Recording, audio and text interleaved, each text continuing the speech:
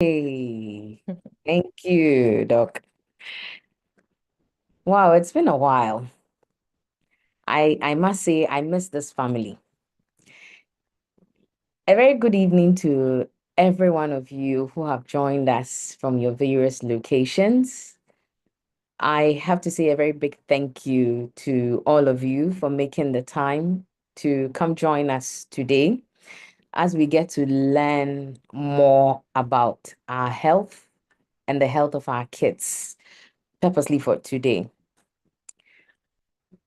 Aside that, we would like to welcome you officially to the Mission Pediatrics yearly webinars that we have. So this is geared towards equipping not just the parents, educators, and everyone, the general public. So we all get to know and understand things concerning healthcare, education, and any other that the need may arise for us to discuss. We would share our calendar for this year with you at the end. So you get to see, you get to appreciate, and you get to inform others. I must say that I would plead with you to kindly encourage others to also join as they also get to learn, get to acquire the knowledge and use it to benefit others also, not just themselves, but others too. So today, what are we discussing? And for the first timers who are here, let me welcome you to Mission Pediatrics webinars that we have. So we have them in two folds. We have our parents roundtable, and then we have the monthly lectures. For this year, since we do not want to bore you with a whole lot of webinars, we are making sure that everything we do would help you have things in simple and easy ways. So in every month, we're giving you one lecture. However, we would plead with you that as we post our polls, the objective is to help us understand you so we can also prepare things that would suit you. So a poll will be coming up very soon, not now, but it would be coming up very soon. So you help us know what you want us to understand or what you wish to learn. And afterwards, you would also share with us the knowledge you have gathered. I must say that I would encourage us to keep encouraging others to join because although it's being recorded, being streamed on YouTube, our YouTube channel, where they would get to have it later and watch and enjoy. It also is best that you join the live sessions where you can ask your questions, you can put down whatever notes that you would want to put down, and then share with others as it is live. So, Mission Pediatrics is a neurodevelopmental clinic. We are geared towards helping everyone get to, as I said, acquire knowledge and help ourselves and then our kids that we work with.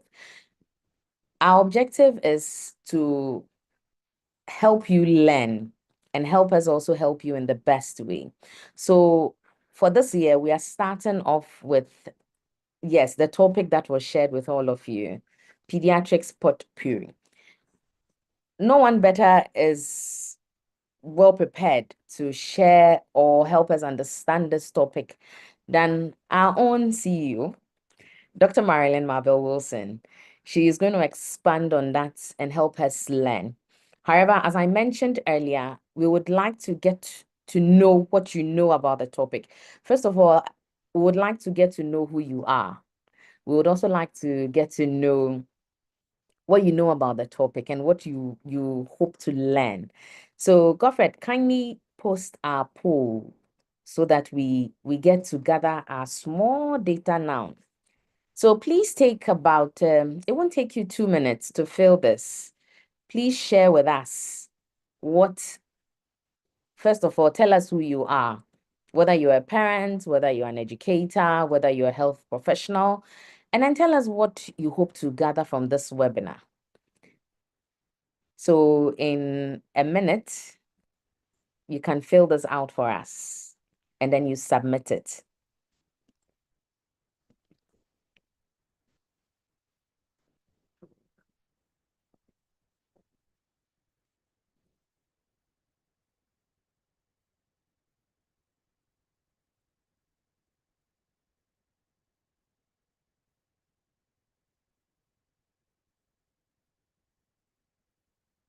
If you're done, you can just show with a thumbs up.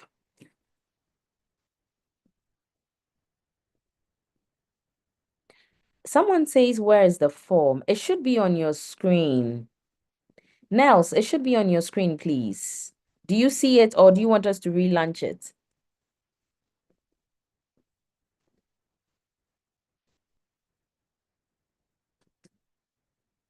Okay, Godfrey, kindly relaunch the poll. Let me see So if, some of us can see it too. oh, some of you can see. Okay, so those who can see it, please fill it for us. Well, I'm a co-host, so maybe it's only the co-host For that Doc, seeing. yes, you would see it. But for the others, I saw it too. oh, okay. Dr. We Period. can see and we have finished filling. Oh, okay, okay. Okay, so probably Nels would have to get it to you later. You need to give us that information. Probably you can send it to me privately via this same medium, and then would keep your information there. Ah, yeah. Yes, probably your gadget. Sorry about that. Okay. So I can say, oh, so those who didn't see it, the poll is asking you to please tell us whether you are a parent, an educator, or a health professional. That's the first question. Hey, Linda says is not responding. Oh, and then the second question, you can send it to me privately, please. And then the second question is asking that, what do you hope to learn in this webinar? You can just share something brief with us as to what you hope to learn. And then the final question is also asking that, oh, the final question is that, what knowledge do you have about the topic? So kindly share with us whatever knowledge that you have about the topic.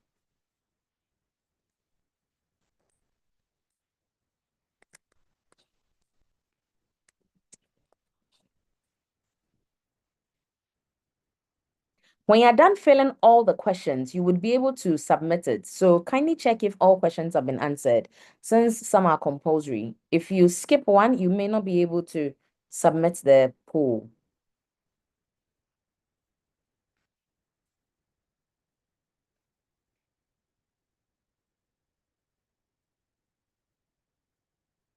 Okay, so, okay. So a thumbs up to all those who have been able to submit the poll, and those who haven't, we'll try and see what is causing the challenge. But please ensure that you fill everything, else they would not submit.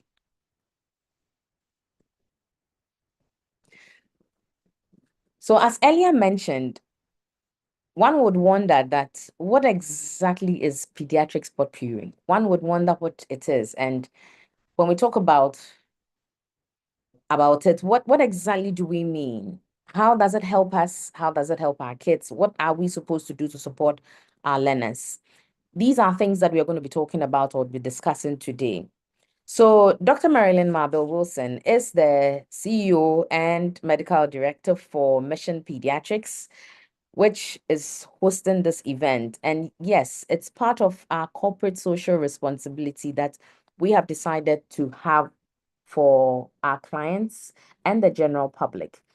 As winners of the Evoke Impact CEO Healthcare Summit that was held last year in November for the Best Healthcare CSR Award, we have decided to continue this and we have decided to improve upon things.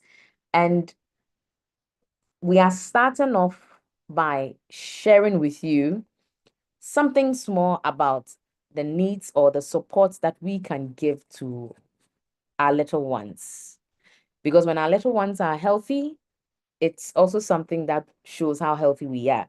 So in there, we get to see pictures of the award that we won in November for the best healthcare award, the best CSR healthcare award, as you can see on your screens, being given to our medical director, Dr. Marilyn Marble Wilson.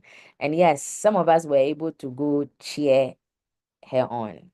because mission has come a long way. And as this year commemorates our 10th anniversary, this is just part of the things that we have planned or lined up to give to you. So please, let's not take the shine away from what we are here for today. Let's delve into what we need to discuss. And I know Doc doesn't like plenty talk and introduction. So please, Dr. Mabel Wilson, the floor is yours. Thank you very much, Ida. I think the last question in the poll would be unfair because pediatric potpourri is not one particular topic, but it's a medley or a mixture of things in child health. So I was trying my French with that title. Let me share my slide. Just give me a minute to share my slide.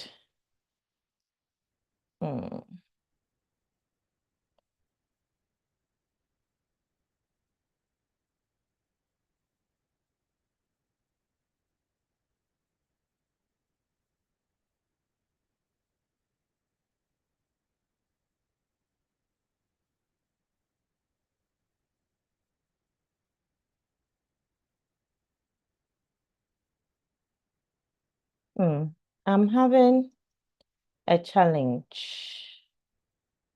Okay, let me try again. I can't see my slides.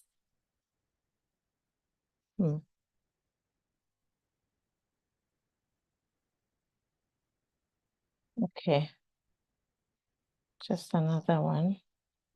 Where are you? Okay, let me just share. Oh.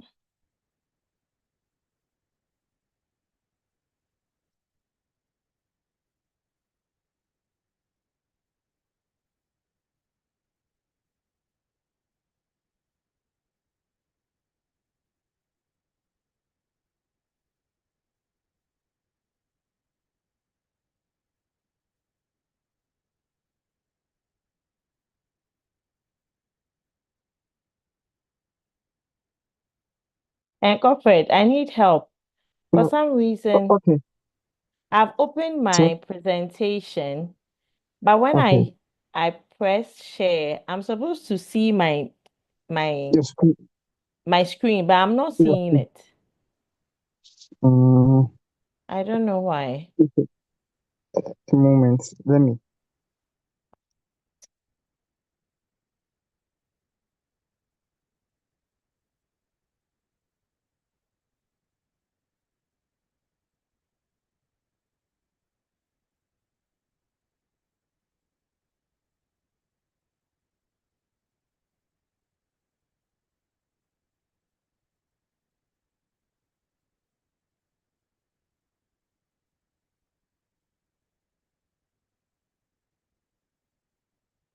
Did I email the PowerPoint presentation to you? Yes, please. Whilst I'm trying Okay. to figure out what the problem is. Okay.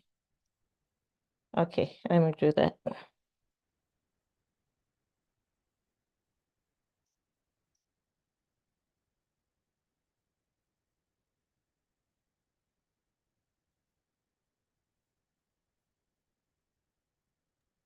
Please, can you try it again? Let's see.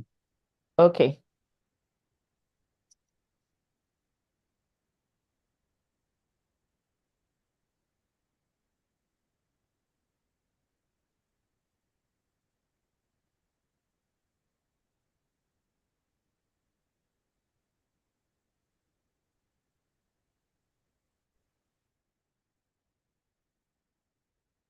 So it's saying allow Zoom workplace to share your screen. Open Yes, please. system settings. Okay, I think Apple problems. So you allow it, and then you just click on the toggle for allow for the Zoom on the Zoom icon. Okay. Yes. Okay. Apple and security. Yes, I think that's the point. So you can see my screen now. No, I cannot see.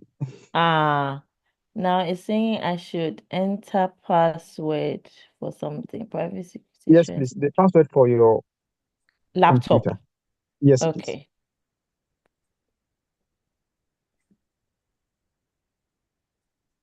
So as Doc figures out how to share her screen, if you have any questions, comments, concerns, and all that as she presents, kindly write it in the chat box as we would be going through all your questions and comments and concerns when she's done with the presentation. So please note them down for us so we can read and then get answers to it. Today is like a free consult, so please bring them. Can you see the screen now? Yes, Doc, it's Yes, visible. please. We can see it now. Okay. I'm sorry for the technical hitches. I don't know why this did that. Okay.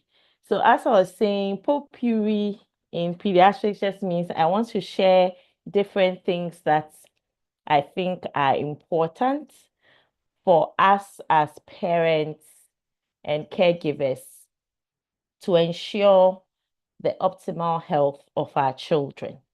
So that's what I got over 10 messages saying, what is potpourri? What is potpourri? It's not any medical term. It's just me saying that I want to talk about different things, so not one topic.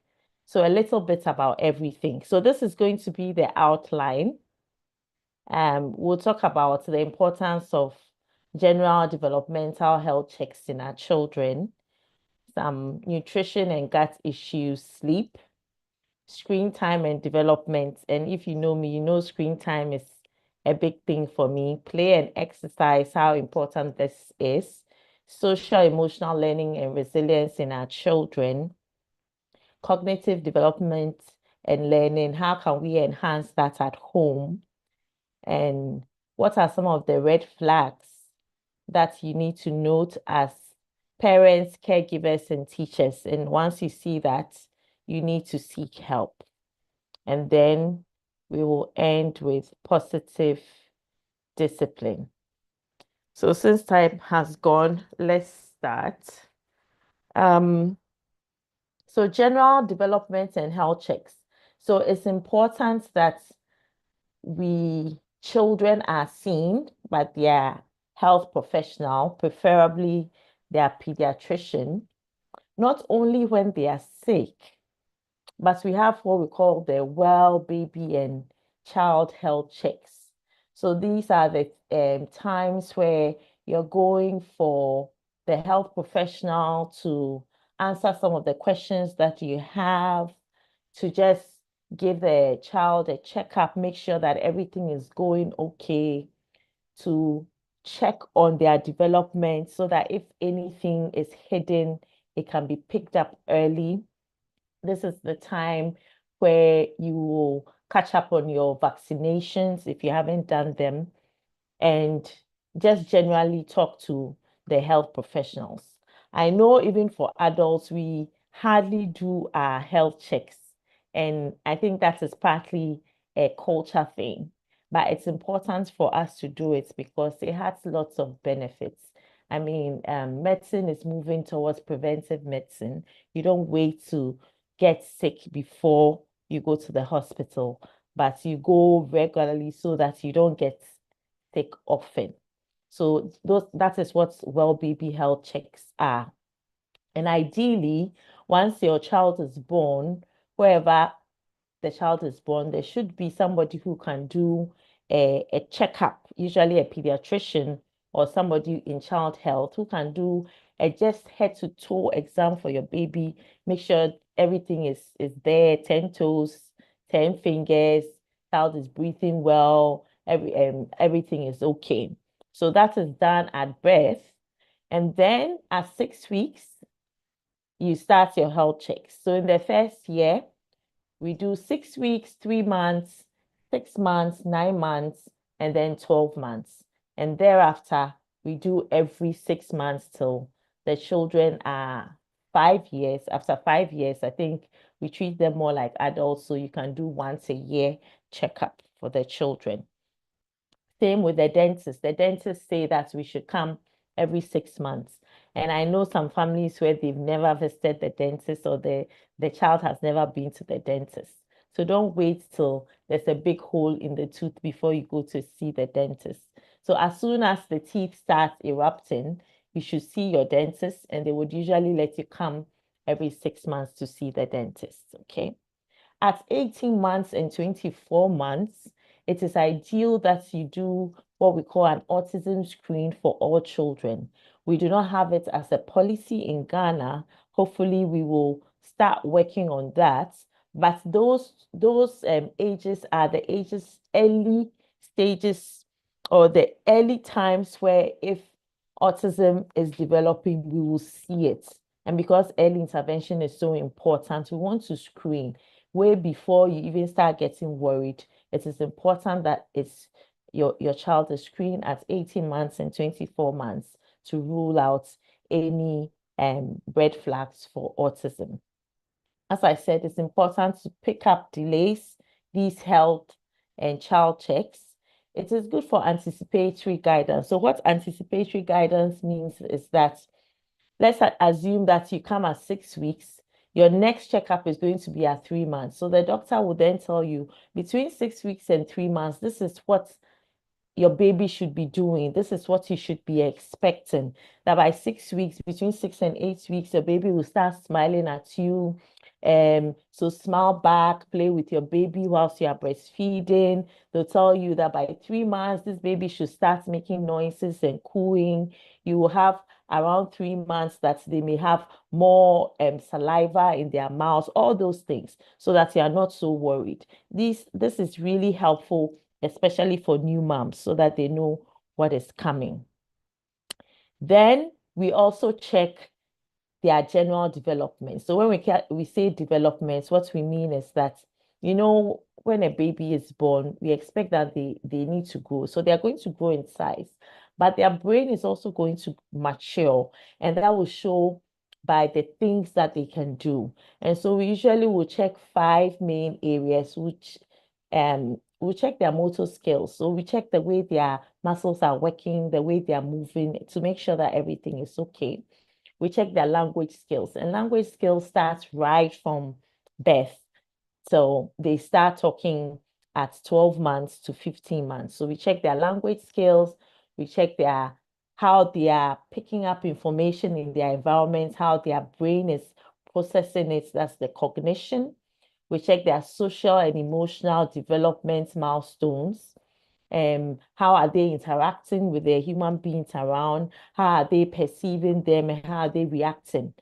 We do all that. Then adaptive skills is how independent is your child? What are they supposed to be doing? Have you started potty training at 3 years? Are you doing it earlier? Is the child ready? All those things can be discussed by your pediatrician or your health professional.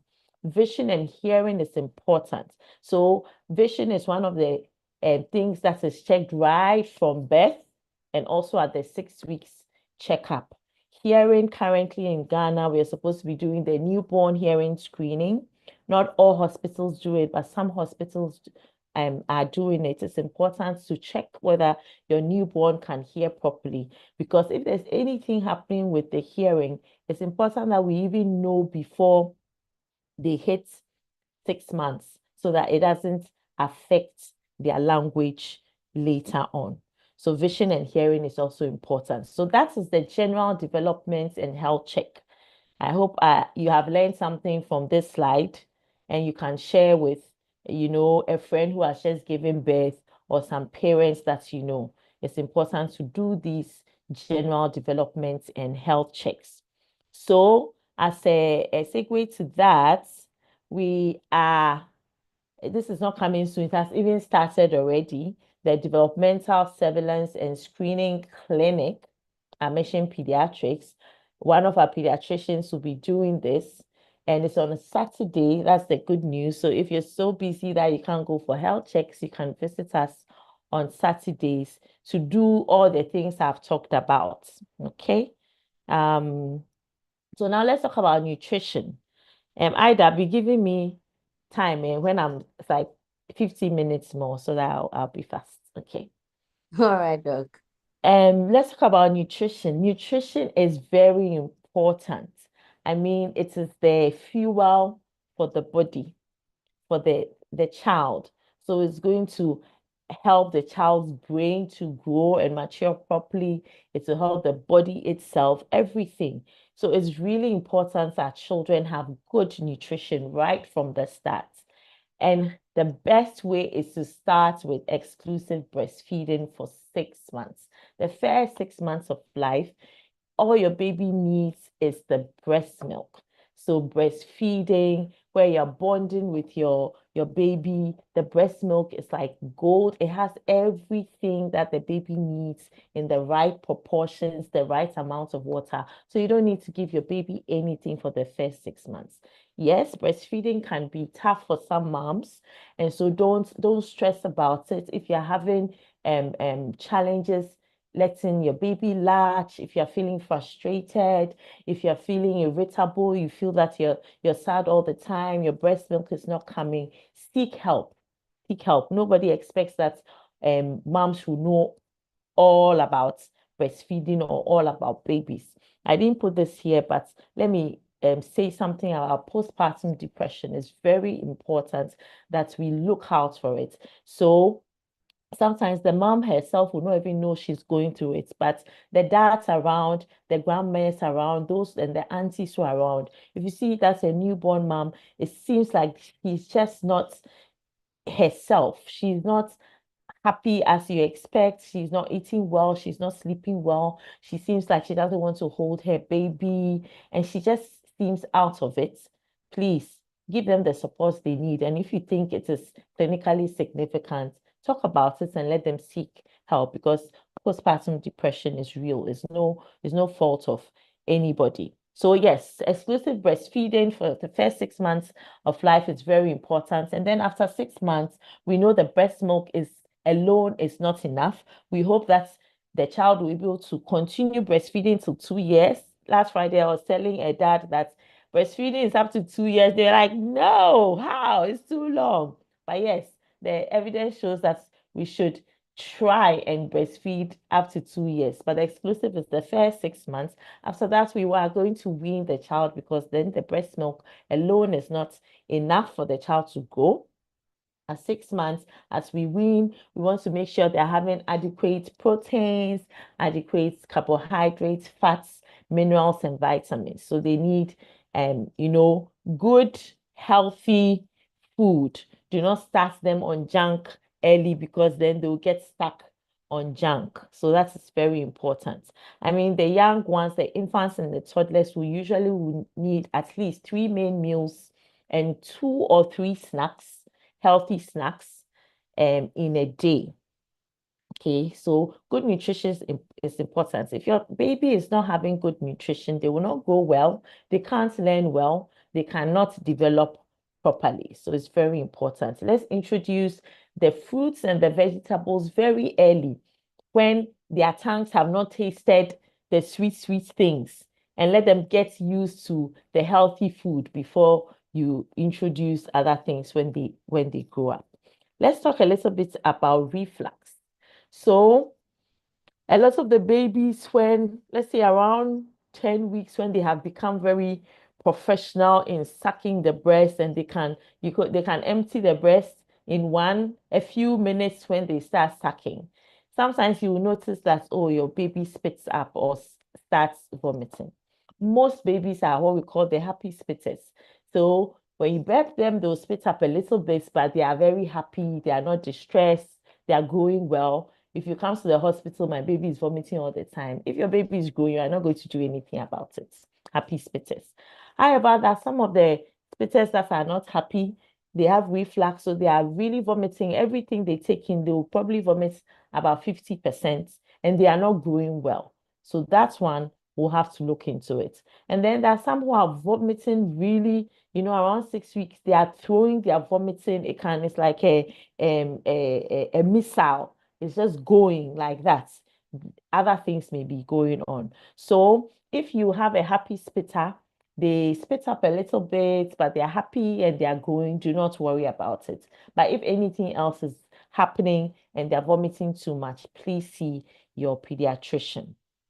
There's a lot of talk about food allergies, food intolerances. Those things can happen. So we advise that when you start weaning your baby at 6 months, try and do the new foods for a time. So maybe 3-4 days, one new food before you mix up and add it, so that if your baby is, especially if you know as a family you guys have allergies, if your baby is going to have allergies, then we can pick it up.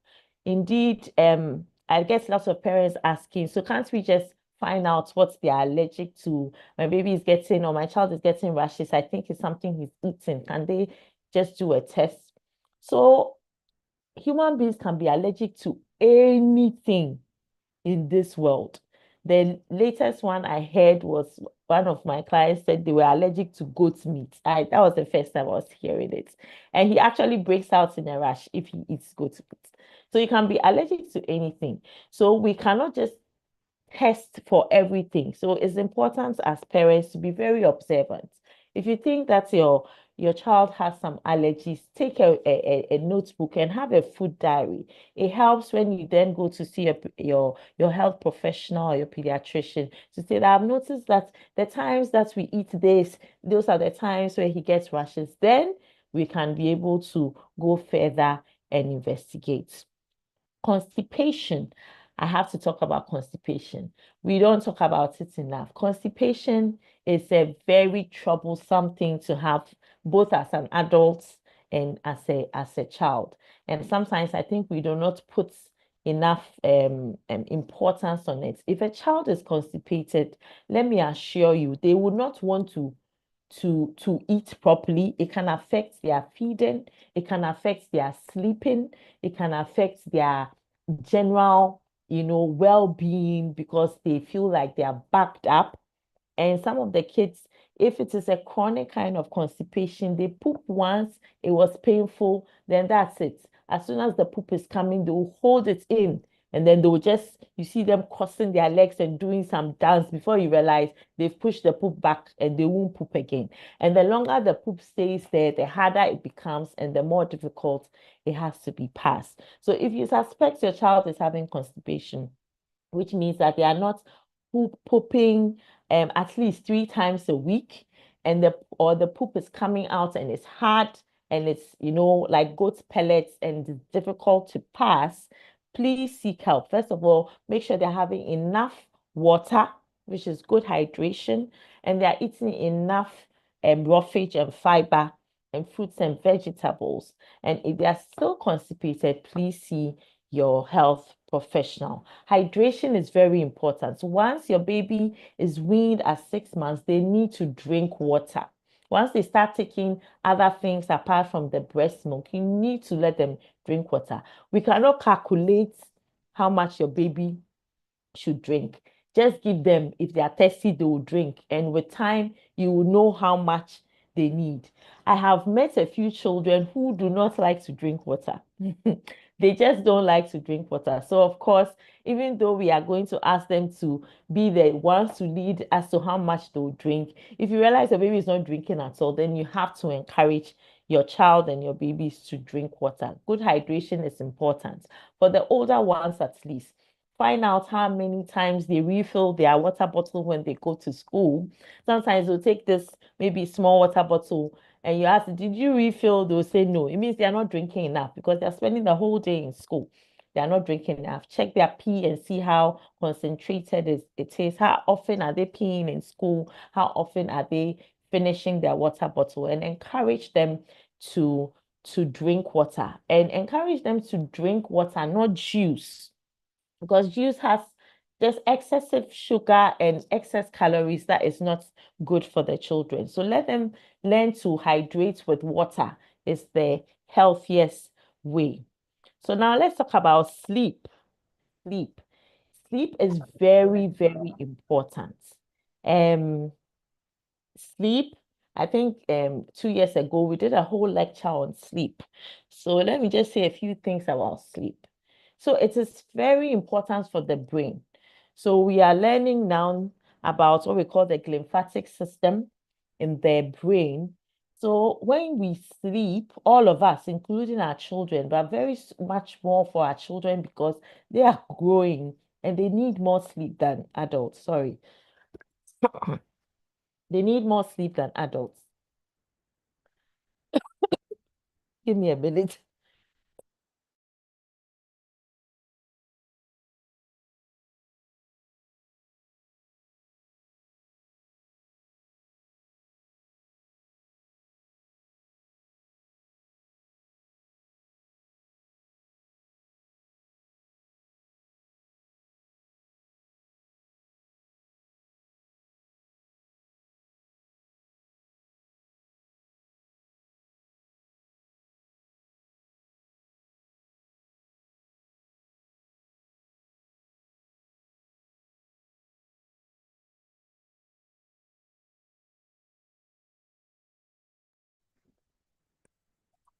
So as we wait for Doc to come back, the Zoom meeting room is currently full, and the link to our YouTube channel has been posted or shared.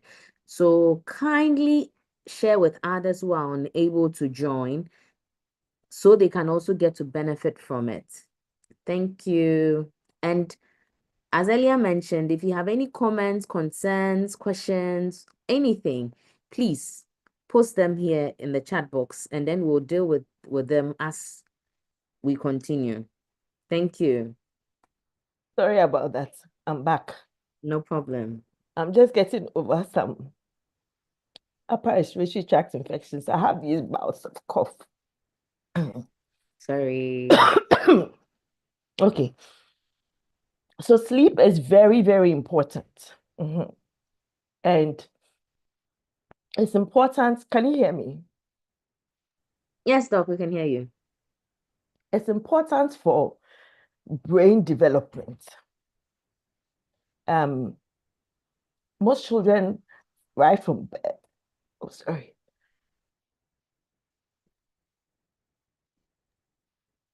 Most children right from birth will sleep up to 18 hours. And for the adolescents and teenagers, between 9 hours and 10 hours. But as I said, during sleep, especially deep sleep, all the work, the brain is sort of the most hard working organ in the body. So during sleep, all the work that the brain has done with all the what we call the metabolites, so the waste products, let's say the waste products. So think of the brain as this big factory machine doing plenty things, doing different processes. And once it's doing work, there's going to be waste products. But once you're awake, the brain is working, working, working. So it's only when you sleep that the brain can relax and then start cleaning itself. So that's what happens in sleep.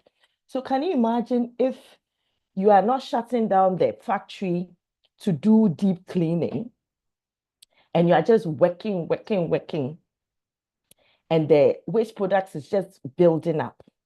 That's what happens. So when children and adults don't have enough sleep, it affects them in so many ways. So most children till they are age 5 will sleep, have some daytime naps, and also sleep in the longer hours at night. As I said, total sleep requirements from newborns can range from 18 to 19 hours a day, so that teenagers and adults who are required about 8 to 9 hours. But regular bedtime routines are very important. It is not acceptable to expect that your child would go to bed when they are just feeling sleepy. Most children will not do that for you. They will fight the sleep. There are very few children I've met who are good sleepers. So, I mean, as soon as it's maybe 8 o'clock, they themselves will say, I'm tired, I'm going to sleep. No. If you allow them to play, they'll play till thy kingdom come. So as parents, you need to have a bedtime. I mean, if somebody asks, oh, what time do your kids go to? You should have a bedtime. And then it's really good to have a routine. What the routine does is that it trains the brain to get ready for bed. So as soon as you start doing the routine, just something like 10 minutes that you do, you brush your teeth, you wear your night, whatever you're going to wear, then you go into the bed. Some people will read a book, some people will tell Nancy stories or some kind of story. Some people will just talk about what happened during the day. And then maybe you pray you pray, and then you put off the lights. This should take like 10 minutes. Have a bedtime routine so that right from the beginning, when you start, they know, oh, it's bedtime. They're not going to fight it. So a regular bedtime routine helps. And it helps for them to sleep at the same time every day, even on weekends, so that they just know. And even on vacations, so that they just know, so that their body and their brains gets used to this sleep. If the kids are not sleeping well, it can affect their learning. As I said, it can affect their development. It can affect attention in school. So sleep deprivation is really dangerous. And screen time can affect sleep. So it is advised that 2 hours before your bedtime routine, they shouldn't be exposed to the TV or the phone or the tablet or anything else. Okay, so I've said enough. I can talk about sleep the whole day.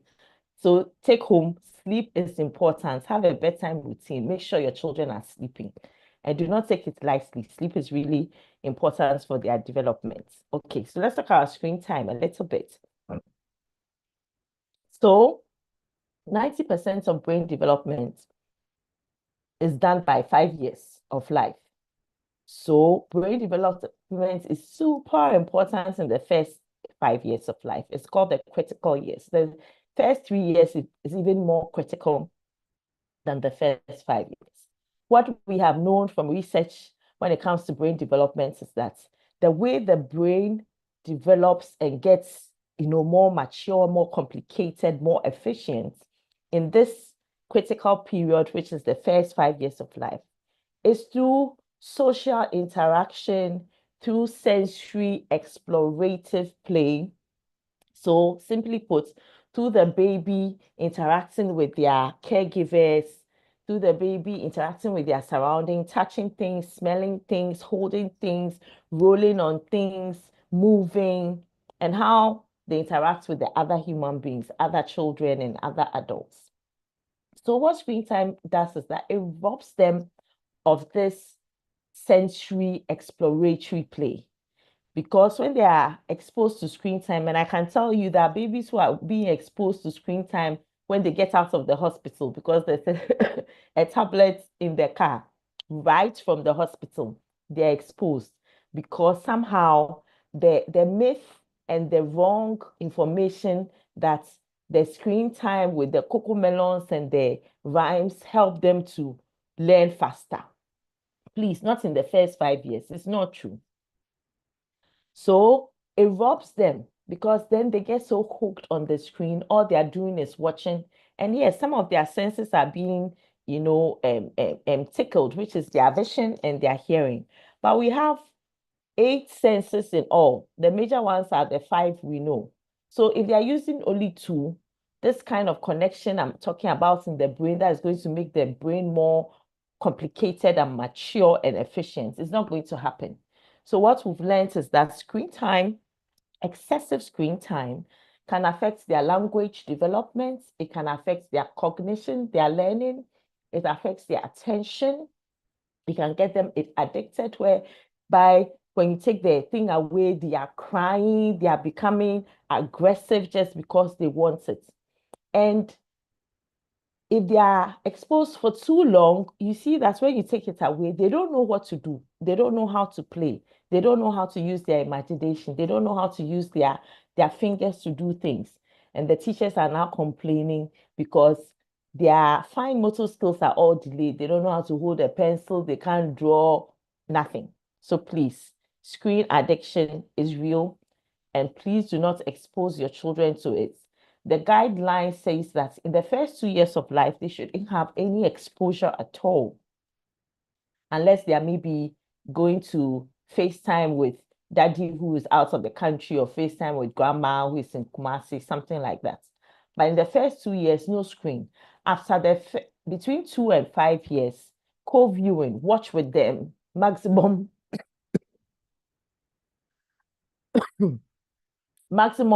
1 hour a day.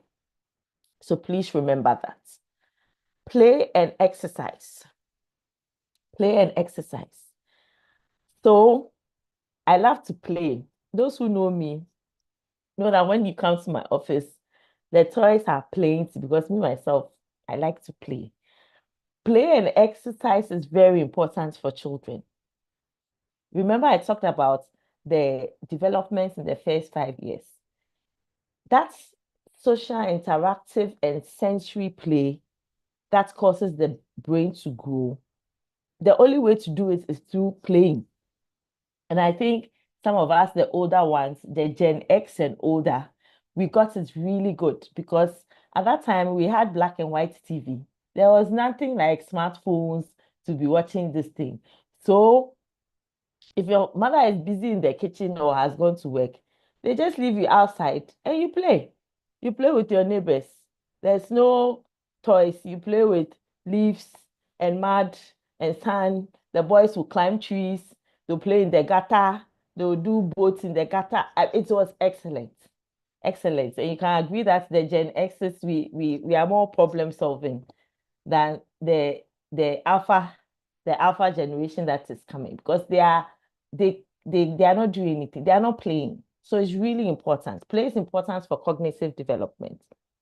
Exercise is important to maintain good health. And seriously, most of these things I'm talking about, the nutrition, the sleep, the exercise, is not only for the children, it's also for the adults. It's really important for your mental health, to make sure that you are eating well, you're sleeping well, and you're exercising regularly. So exercise is important to maintain good health in children. It's advised that they should have at least 1 hour, 30 minutes of moderate, intensive, or active play. Okay, so make it 1 hour minimum, but they should be able to play for more than 1 hour, even during the school time. So if your child's school, they don't have a playground, they don't do any sports, they don't do PE, and all they do is sit behind the classroom, please, you're not in a good school. PT has to get up and do something. It's really important that the children will play. And so parents also let the children play. It's not all the time they learn. They are learning the whole time in school. When they get home and they finish their homework. In fact, the homework, if it's too much, tell the teacher you can't finish. Hey, the teachers will kill me. Oh. And let the children play. Let them play or read books. That one too is important. Okay. So play and exercise helps in sleep and even focus. So we have some of the kids who have it, they find it so difficult to concentrate in class. They have ADHD and they can't help but move because their bodies want to move. When they move, actually it helps them to focus better. I had one practical example this week where I was assessing a child and he just had to move. I couldn't get him to do anything. He just had to move. So what we did was get another toy, something fidgety, and then he was moving it like this, and he was standing. He didn't sit. He was standing. Then he said, doctor, when I'm playing, I can answer the questions better. He was able to focus just to be able to move. So this one for my teachers, if you see that this child just has to move, please allow them to move, because when they move for 5 minutes and they come back to come and do their classwork, they will probably give you a better output. Now, if you insist that they should sit for 1 hour and finish the work, they shouldn't move. I'm telling you, you won't get anything out of them. So movement is good. It helps to sleep and concentration. So it's important for us to invest in improving outdoor play in our schools and in our homes. Or if you do not have enough space outside your home, or the area is such that you can't allow your children to go and play, then do it yourself indoor activities. That's if you are home, who can also help. If you are lucky and your children are older, then you can just, and you have more than one, then you can help them to do things themselves and play and just leave them. Invest in extracurricular activities. So all these things take away from the screen time. So if they want to play football, let them play football. Basketball is there, karate, taekwondo, gymnastics, ballet, piano lessons. Let them invest in extra swimming, extracurricular activities. It helps them to feel good about themselves. It helps them discover what they can do. And then it helps them to exercise, and it helps their brain to grow. Teach the old games. I think 2 years ago, we tried to do that at our parents' family fun day out, where we were playing Aligoto and Ludu or Wari and things. Try and remember some of the old games that you used to play and teach your kids how to play. Those ones were much cheaper. You don't have to go and buy anything. All you need is space and maybe chalk and a few other things. Pilolo and things, and you'll be able to do it. Okay. Social and emotional learning and resilience. So this is a big part of development, and it's a part of development that you have to be intentional about, because you don't see it. It's not like walking, talking, and learning where results, class tests will come and you see my child is not learning.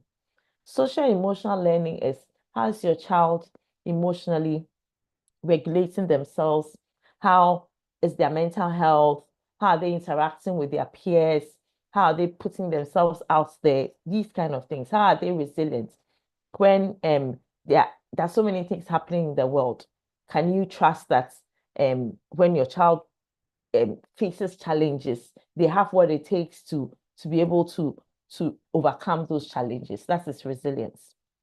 We have to be intentional as caregivers and parents and teachers to teach this and to inculcate it, or give a foundation so that the children can build upon it.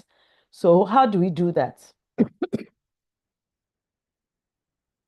Teach it and model it. So teach and model empathy. I mean, it doesn't come, it's not automatic.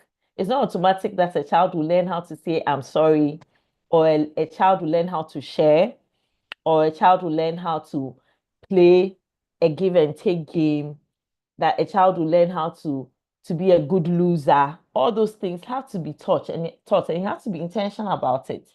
So you can imagine, if unfortunately you are so busy all week, all weekends, all day, and the child is growing up with a nanny who does not understand this, and so they do not teach this, how is it going to happen? So you have to make time outside. When you do have the little time you have with them, you have to be intentional and teach them. Is my child being nice in school?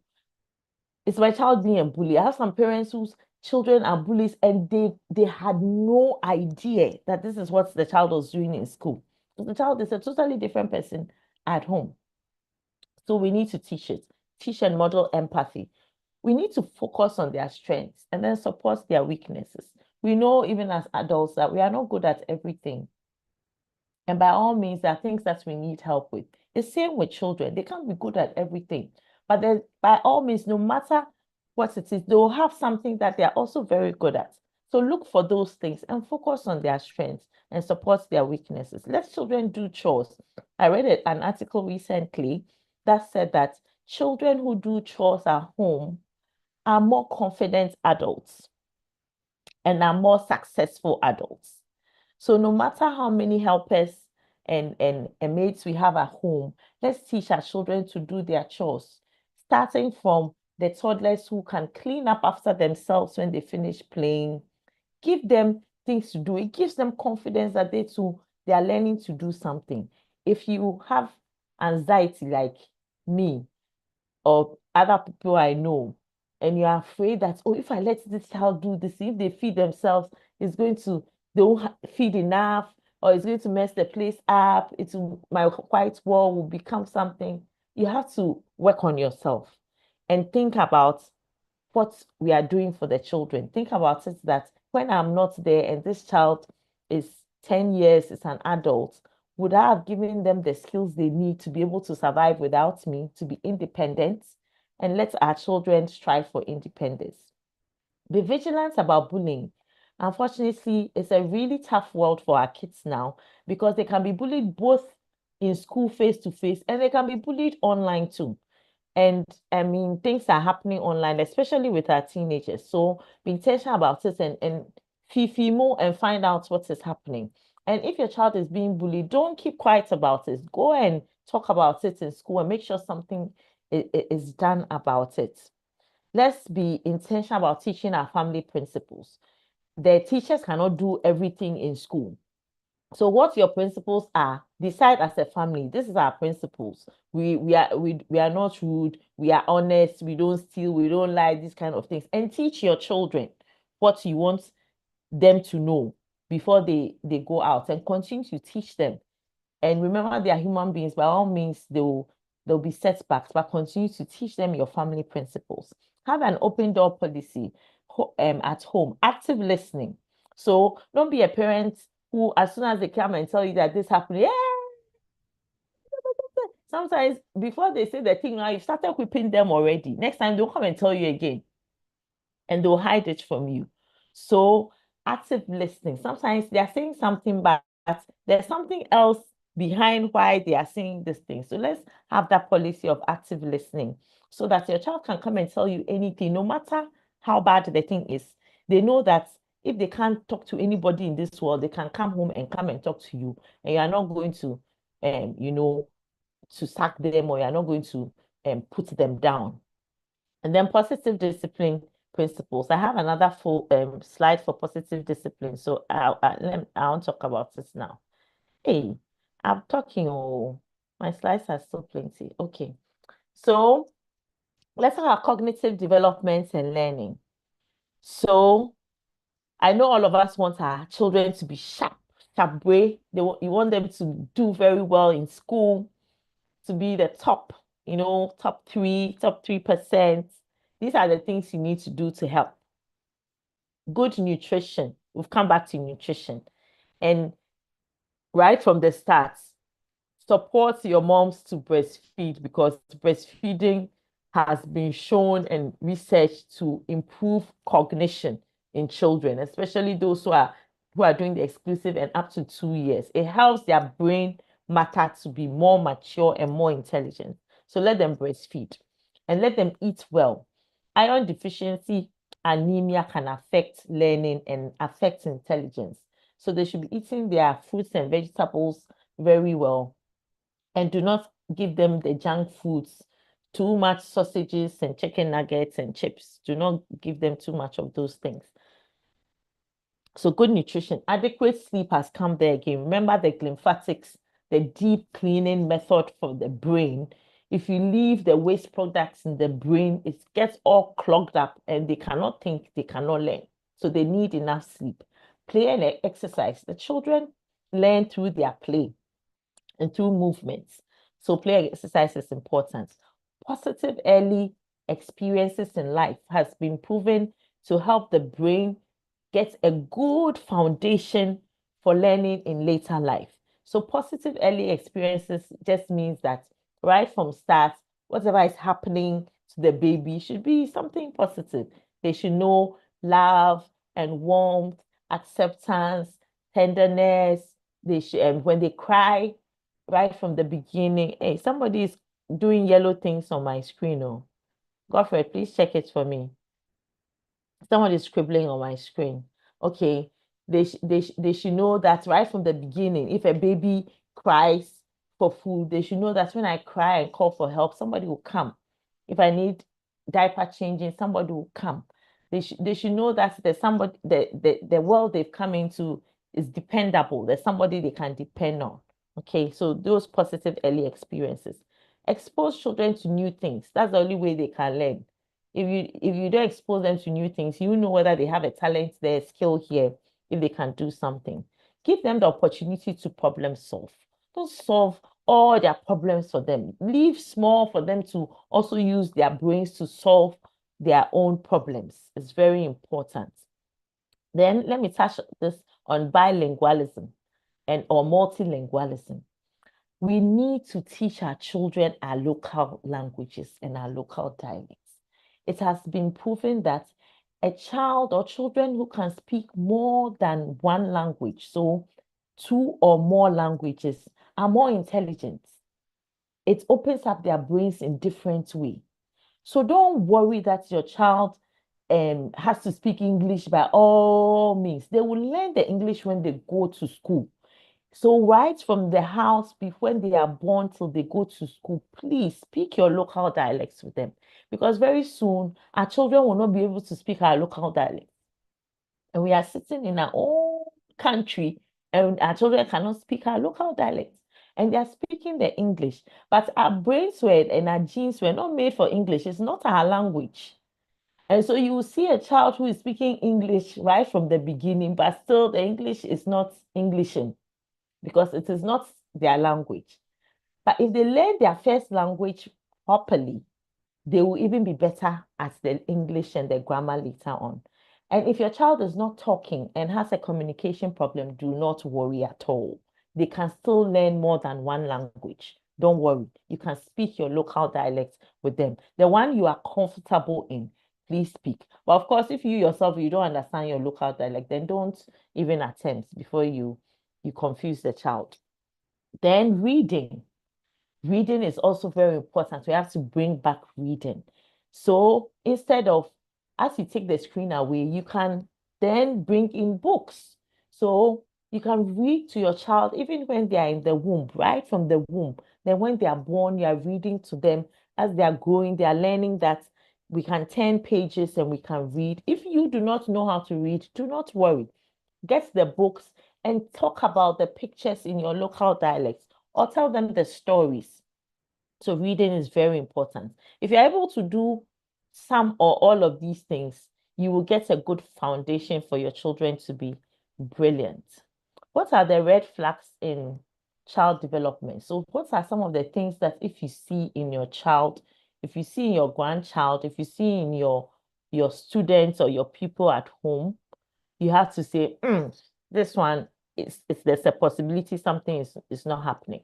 So if there's no visual fixation, which means that when the child does not look at something by 2 months, so usually they prefer faces to other things in the first 2 months. So when you are breastfeeding your baby, are they looking up at you? When you're moving your head this way, are they following you? When you bring something up to show them, are they looking at the thing? Because if they are not fixating and their eyes are moving somewhere else, it's possible they cannot see. So by 2 months, they have to be fixating. Is there vocalization by 6 months? So vocalization is the baby talk. Are they doing the are they doing that by 6 months? Are they totally silent by 6 months? If they're not saying anything by 6 months, there's a problem. It's possible they can't hear, or they're going to have a language issue. Not sitting by 9 to 10 months. Most of our Ghanaian babies sit by 6 months, some before 6 months. So if they are not sitting by 9 to 10 months, there is an issue going on. It's possible something is going on with their motor skills. Remember the 5 major milestones I talked about, including the motor skills. Then no walking alone by 18 months. If they are not independent, taking steps by 18 months, there is a problem. No single words by 18 months. Actually, I'll even say 15 months for the single words, because most kids by 12 months are saying something. They are saying some kind of word approximation, dada, or mama, or ta for water, or something else. But if by 15 to 18 months, they do not have any words at all, communicative words, then it's an issue. And here, let me say that if by 15 months, they can sing ABCD, they can say red, and say colors, they can say 1, 2, 3, but they do not have words they can use to communicate, it's also a problem. So do not be deceived that they are repeating what they are hearing in Cocomelon, but they are not communicating with you. They don't have any communicative words. If they want water, they can't say ta or water, but then they can rattle the ABCD from A to Z. That is not right. Okay. Lack of imaginative play. So by 3 years, children's imagination is building up, is blossoming. They are doing all sorts of things. They can take anything in their environment and play with it. And they are playing proper play. They are imitating what they are seeing in their world. They are imagining some other things. They have such a vivid imagination. They want to play with each other. If your child at 3 years is either wanting to play alone, or they are doing the same thing, the same play all the time, or there's no play, they are just maybe chewing the toys, or they're just hitting the toys, or they're just lining the toys, and they're not actually playing with the toys with you or with other people, then that's also a red flag. Okay, I think I'm on almost my last 2. So I said I was going to talk about positive discipline. So this area is Dr. Christine's our psychology department's area. So I will not say plenty there. However, we know about train up a child in the way they should go. And when they are old, they will not depart from it. Discipline does not mean physical discipline by all means. So discipline doesn't mean that by all means we have to beat the child with cane, with hand, with pinching, with ear pulling, all those things. There are other ways to discipline. And truth be told, you have to discipline your child because by the time they are toddler, 2 years, they will test the boundaries. If you don't put boundaries there for them, they will just be wild and free. So you put the boundaries. But once you put the boundaries and the limits, they have to test it. So it's very natural. Don't be surprised.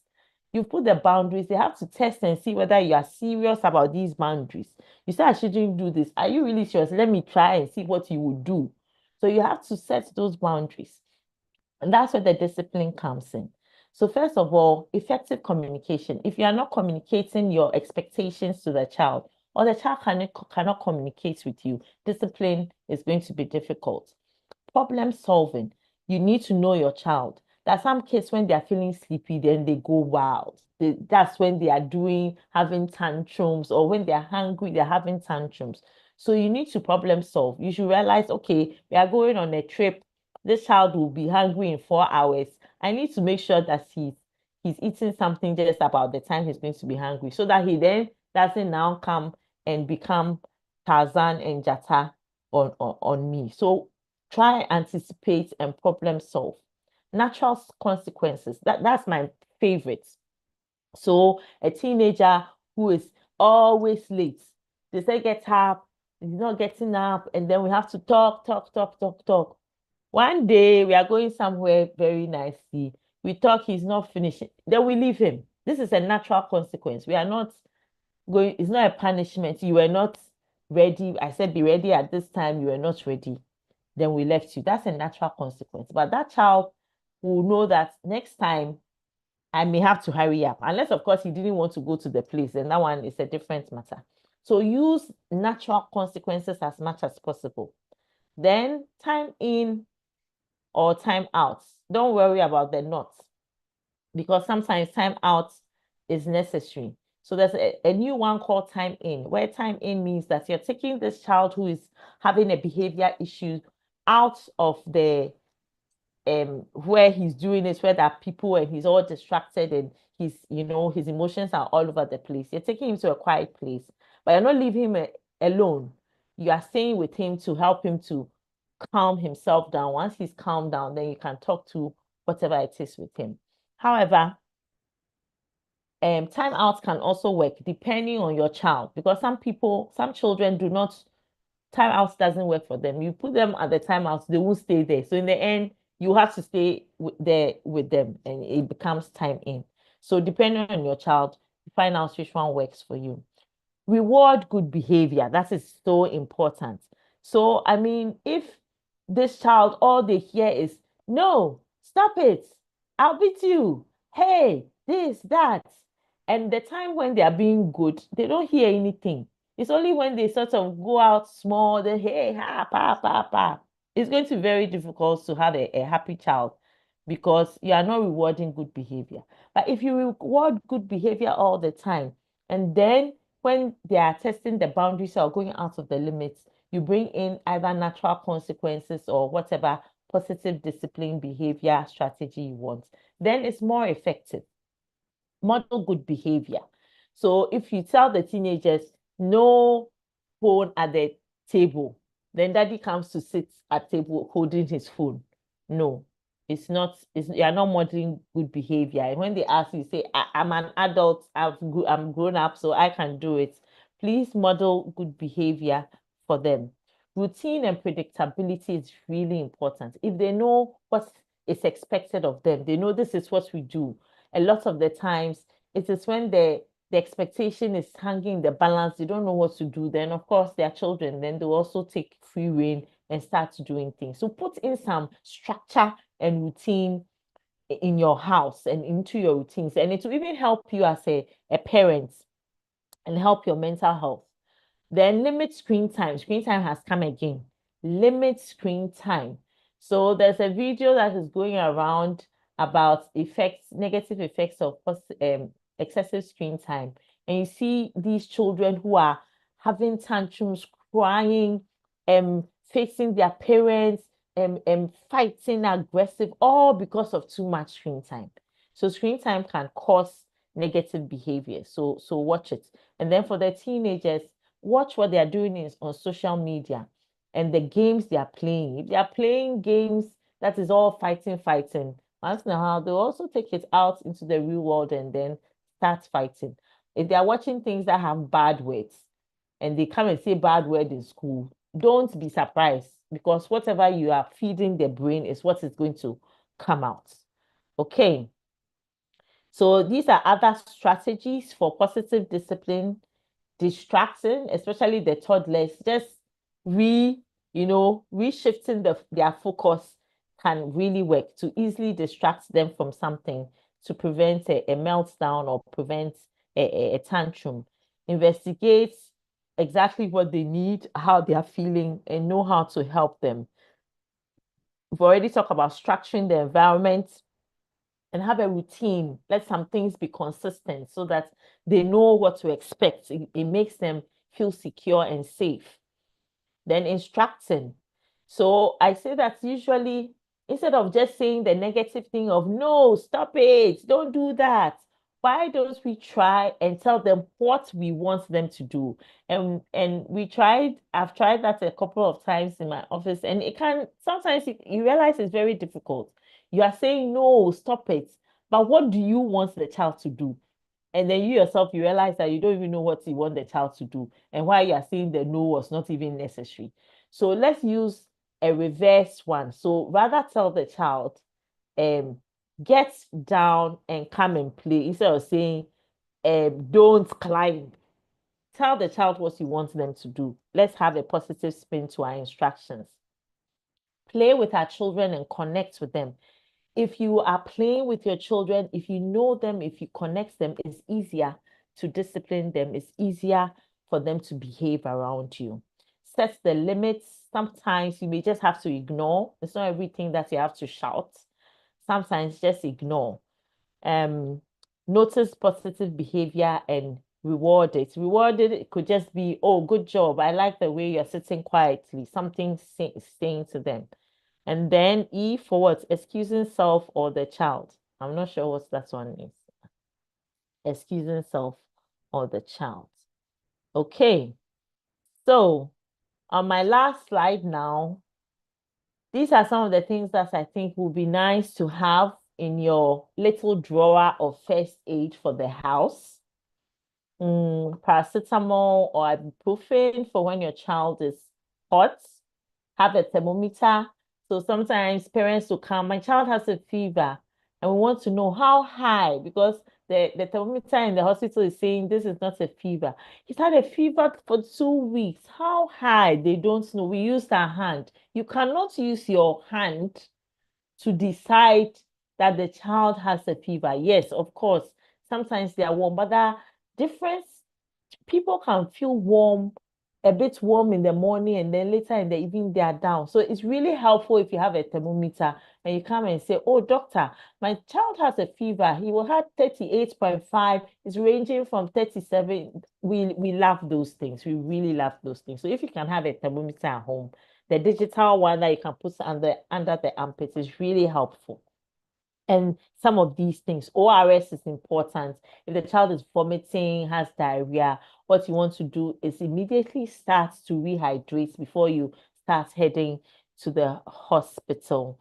Okay, I will not belabor the points on these ones. Things to look out for. So we are back into medical child health. Things to look out for. If your child has had a high temperature for a while, please go to the hospital, because if they have a fever or a temperature, you are giving paracetamol. The temperature is a sign to tell us that something is happening in the body. So if you give paracetamol to go down, it doesn't mean that what caused the temperature has been treated. So even though you are giving paracetamol, if the fever persists, please take the child to the hospital. A persistent cough that is not going away, please seek help. Fast breathing, especially for the infants and the toddlers. Maybe they've had a cold, they cough a bit, and now they are breathing very fast. Please take to the hospital. Or they're having difficulty in breathing. You can see they are breathing, their whole body is doing some of their breathing, or their stomach is doing very hard breathing, or their nose is opening up. Please go to the hospital. The child has had loose stools and is having frequent loose stools. Please go to the hospital after you've started the ORS and the loose stools are not stopping. Vomiting, the child is vomiting everything. Please go to the hospital. The baby cannot drink anything, they can't breastfeed. It means the child is very sick. Or the child is now unconscious or lethargic, they are sleeping the whole day. Please go to the hospital. Now the child is having seizures. That's not something you have to sit at home with. Please go to the hospital. Okay, so I'm done. Thank you very much. I hope you have learned something today. So this is what I meant by pediatrics potpourri, meaning that I was going to discuss a medley and a mixture of things, not one topic. I hope somebody has taken something home and learned something. Thank you. Thank you too, Doc. So Thank you. Wow, what a good that's presentation. Thank you. okay. Thank you, Norbert. We are grateful for everything. It's lengthy, Further detailed, questions? and could you please hold on, Mr. Norbert? No. Thank you. So yes, there are a lot of things in here. There are lots and lots of questions. There are some comments, some contributions, and all that. So we'll be taking them one at a time. There are some viewers also on our YouTube channel. Fortunately, for now, there is no question from them. So I can comfortably ask those who are online on our Zoom to ask whatever question they would want to ask. And when there is none coming forth, I can read the concerns or the questions and comments also. So if you would want to contribute, if you would want to ask a question, whatever you would want to do, please, the floor is open. You can just put up your hand, your name would be called, and you can come share whatever info you want to share with us. Thank you. So let me start off with, since I don't see any hands so far, I would start off by reading the questions in the chat box. Please, if you would want to say something, just raise hand button. It's down there. You can raise your hand and then your name will be called and you can talk to Doc. As earlier mentioned, this is a free consult. So yeah, for a limited time period. So please make use of it. We need you to make use of it. Okay, so Abigail's phone, or Abigail was asking that, please, what do you do if your autistic child has high anxiety? When Doc is done answering that question, Anna, then you can come, please. Okay. So yes, anxiety is one of the biggies for individuals on the autism spectrum, right from the toddlers to the older ones. It's a significant comorbidity, as in an addition to the autism. So if your child has anxiety, anxiety is a condition, okay? So you need to see the psychologist. Depending on how old your child is, the child psychologist can help. First of all, depending on their communication skills, we can either use cognitive behavior therapy where we teach them. So let me go back. So anxiety just means that your brain has been is such that it rings alarm bells when the alarm is not necessary. Okay, so you're on high alert all the time. So the way you would feel if you saw a lion or a snake in your room, the way you'll be on high alert and your eyes are open, your heart is pounding, everything is, I have to run or I'm going to freeze, I can't do anything. That's what some anxiety can do to people. And those who have anxiety means they're having this kind of thing all the time. It's exhausting for them. It is not their fault. That is how their brain also works. So you need to see a psychologist to help to teach them how to relax themselves, how to tell their brain that what you're feeling is really not there, and some of the things they can do to calm themselves down. And sometimes anxiety need medication. So we have anti-anxiety medications. If we realize that only the behavior therapy is not working, we sometimes will put them on medications. If your child is really a toddler, very young, and so he's having anxiety because he has ASD or autism, or he has some phobias, then the therapies he's doing, so whichever therapy he's doing, the behavior therapist or the speech or the OT, will have some strategies there that can help to calm him down. I hope I have answered your question. Okay. Okay, so I think there's a name change. Eli, would you want to talk now? Kindly unmute and ask your question. However, let me mention that our second poll as to what we've gathered so far would be shown on your screens very soon. So when it pops up, kindly answer it for us, as it helps us also improve on the things that we do. Eli, kindly go on. Okay, thank you for the presentation. Very insightful. And my first question is, I'm sure you have a connection with the Pediatric Society of Ghana, so I don't know if my question will be fair to you, but are there any arrangements for creches, preschools to be instructed on the need for the screen time? Because in my search for school for my children, I realized 90% of schools in my locality alone have the screens taking over the teaching, and especially when they are done with exams. That's the excuse some of the schools were given, that they are done with exams, and so they just allow the children to watch. And it's very discouraging that the learning institutions are rather making the TVs take over. So what are the arrangements? And it's not, some of them, it's really lack of knowledge, if I could say it that way. So we can't really blame them. They don't really know the effects of these things. So what arrangements are being made for such school leaders? And then the second one is about introducing our local languages.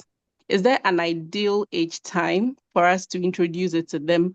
Is there a time where we can say, okay, it's too late, these children will not be able to learn these languages again? So what's the best age time to introduce these languages to the children? Thank you. Thank you. Thank you for the question. So yes, I'm part of the Pediatric Society of Ghana. One of our members who's a speech therapist, Gifty Ayoka of Talking Tips, recently sent a petition to the Ghana Education Service about screen time. I have to follow up as to where it has reached, but we are trying to get the authorities to understand that excessive screen time in our schools is not helpful. So yes, we are aware and we are trying to do something about it. Once the petition has gone and we have heard from them, I'm hoping that some drive, intensive drive will start so that our teachers will know. But I'm hoping that you will also now become an ambassador for me and go and, tell this story about how excessive screen time is harming our children. Okay. The second question, Ada, what was the second question? Okay, I The remember. multilingual, the language, they need to introduce Yes, local language. yes. So I mean, the earlier the better. So when they are very young, they pick it up much faster. So it is much easier for a child of 2, 3 years to learn a new language than for me as an adult. Okay. I can't say there's one age, but the younger the better. But it's never too late. The only thing is that, I mean, me that I'm talking about this, I am guilty. The only thing is that if there's nobody else, so if you are not speaking with your husband or with another person in the house, then it becomes a bit more difficult, especially if you and your husband are speaking different languages. And so the two of you speak English, then it becomes more difficult, but it's not impossible. Just speak it. So me and my siblings speak very good Ga, and it's because our parents were just speaking the Ga. Nobody taught us. You just speak it. They were speaking it in the house, and we picked it up. But right from birth, as you're talking to your children, it is better to do it. But if they are 10 years, 12 years, and they are willing, just continue to speak to them and it will work. So it's never too late, but it's more difficult once they hit the adolescents and the young adults. Yes. I hope that makes sense. Okay, so before Jacinta comes, Della,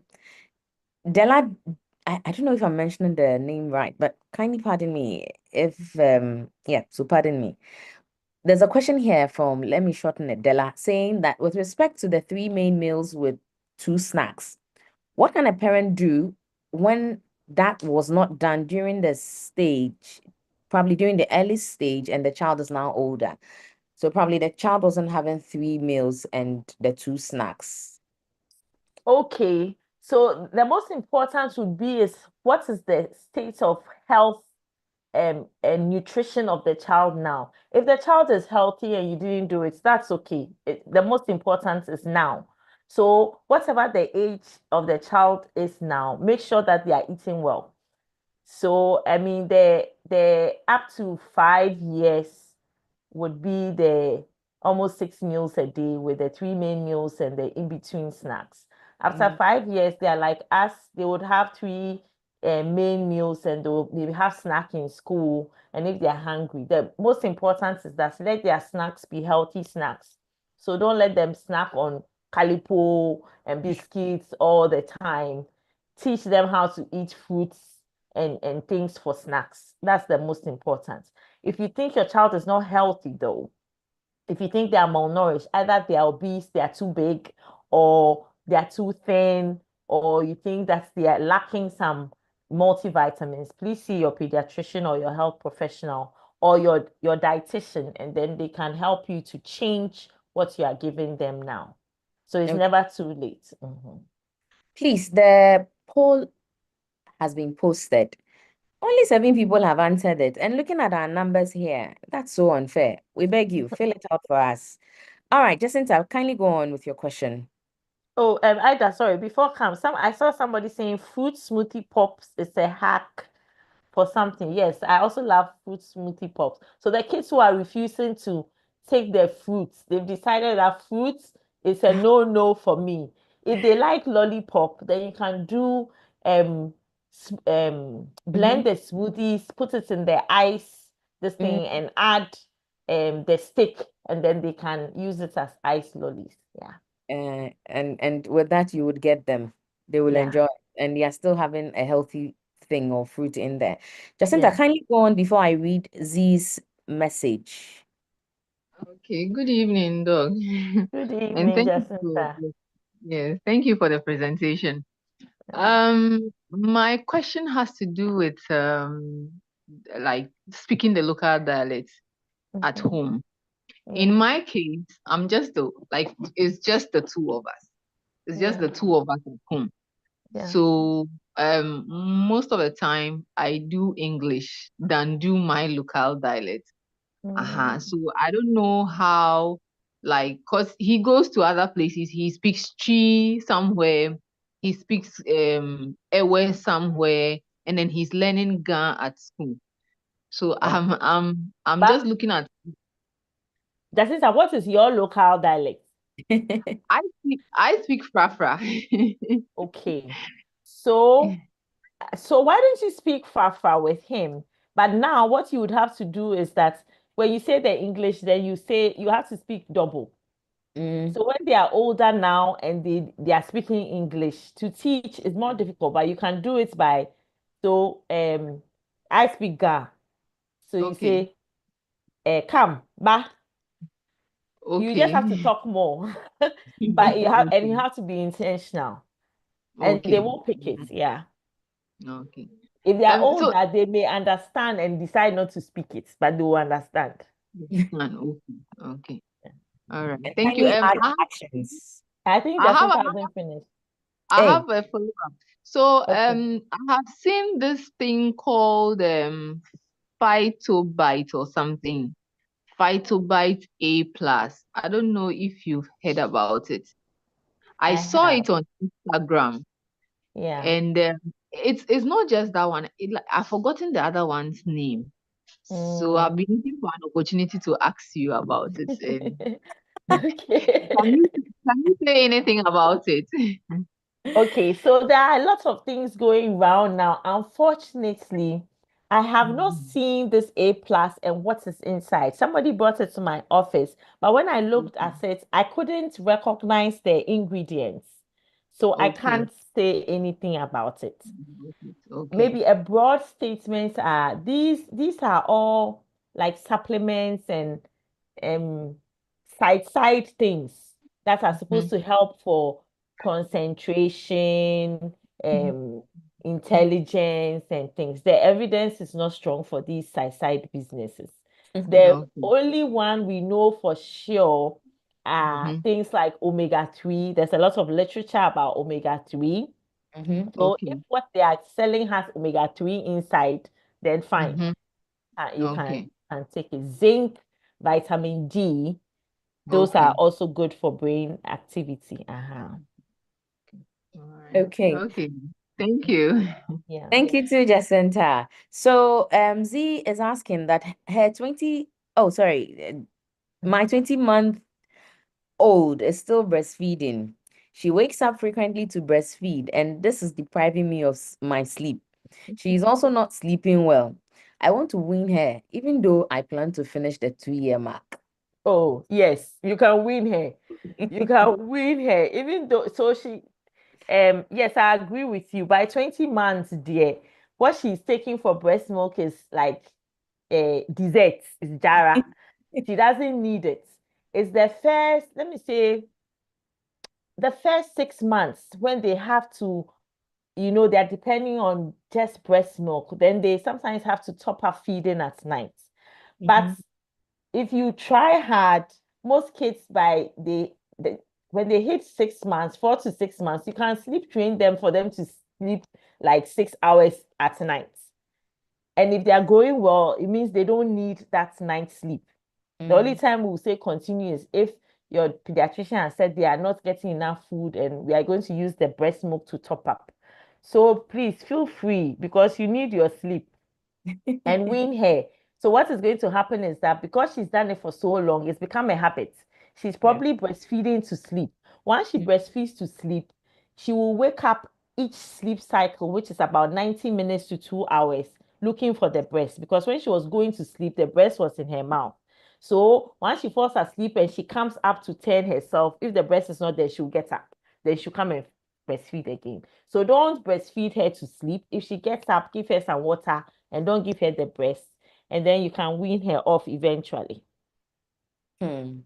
Okay, so Ikuya is asking that is there any way in which crèche, nursery and preschool teachers and proprietors would be monitored to ensure compliance with these screen time limits? I think that so as maybe PSG, once we have talked to the Ghana Education Service and they've given us the go ahead, we'll have to talk to the either the body that oversees the private schools. No, they are called something. What are they Uh, called? Charles is NAS or no, something, they and have something different something. bodies. Then we'll have to go and talk to them. Nasia. Nasia, yes, Thank Nasia. you. Then we'll have to talk to Nasia together with Ghana Education Service before. Then they will have to then supervise because we cannot supervise teachers. The Pediatric Society will not be able to supervise. We can advise, yes, but we can't go and enforce that they don't do it. That's all.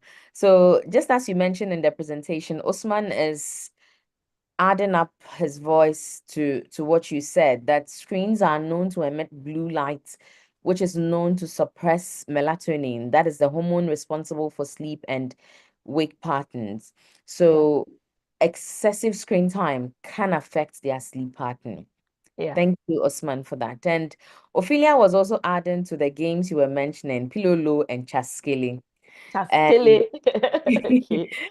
Osman mentioned, he added that outdoor play helps in developing their vision, especially for kids with myopia, the long-sightedness. Okay. Della also further went on to say that how can you get them to speak the local language when they don't want to speak? Even if, sorry, how can you get them to speak the local language when they don't want to, even though they understand and you speak the language with them? All you can do, you can take the horse to the river, but you can't force the horse to drink it. So all you can do is say that, okay, we speak Ga in the house. So you will speak the Ga, they will answer in English. It doesn't matter. Just continue to speak your one. So far as they understand, speak it to them. And when they speak the English, answer them in Ga. That's all. Okay, so please, Linda is saying that please, I need a pediatric screening on my 3-year-old son who cannot still communicate, but obeys action. I sent him to the speech therapist and probably the therapist said it was just a speech delay. But I am getting worried since he has turned 3 years and still not speaking fluently. Please, where can I locate your facility for assessment? Okay, so Dr. Either Danzo. that one, answer for me. Okay, so we are located at Caprice. You see where the old Boomerang nightclub is on the, if you are putting it on Google, you just go to Google Map, just type Mission Pediatrics, and then it would bring you to our offices. Let me give you the number. Let me mention the number out loud so that you can take note of it and call to book for a session. So one of our contact numbers is 024 724 1447. Let me repeat it. 024 724 1447. The second one is 020 329 5292. I'm repeating, please. 020 329 5292. So, Linda, that's our contact number. Sarah too says good delivery. Sofa says nice presentation. Jakpatu says impressive salad, very delicious delicacy. Natalie says very nice presentation, thank you. Della says insightful presentation, thank you. Agnes adds up by saying that how can one reverse the habit of excessive screen time in a child? Okay, so the the harm has been done initially, and you want to reverse it. So there are two ways. If the child is actually addicted, then Dr. Pierre will tell you you have to just cut it there, stop it at Sharp. once, and then we can reintroduce it at a better pace. If you can't stop it because your house will be on fire, then you can reduce it.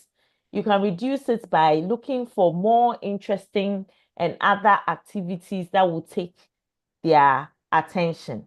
So take them out for walks, let them go out and play, get some swing in your backyard, get a trampoline, get something, go and look for some sea sand and let a carpenter do some trades for you where they can go and sit there and do castles. Let them go to the neighbor's house and go and play.